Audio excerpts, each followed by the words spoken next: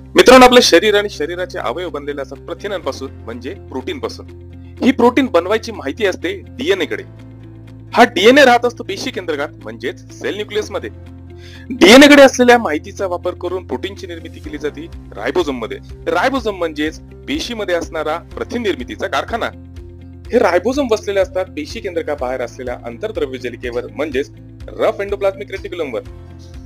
मग प्रश्न असा पडतो की पेशी केंद्रकात असणाऱ्या डीएनए गटची माहिती पेशी केंद्रकाबाहेर असणाऱ्या रायबोझोम पर्यंत कशी पोहोचली जाते. ही माहिती पोहोचवण्याचं काम केलं जातं आरएनए कडून म्हणजेच रायबो न्यूक्लिक ऍसिड कडून. डीएनए म्हणजे दोन पायाची शिडी आणि आरएनए म्हणजे एका पायाची शिडी. दोघंच्या दोघं न्यूक्लियोटाइडचे असंख्य रेणू एकमेकाला जोडले जाऊन तयार होत असतात.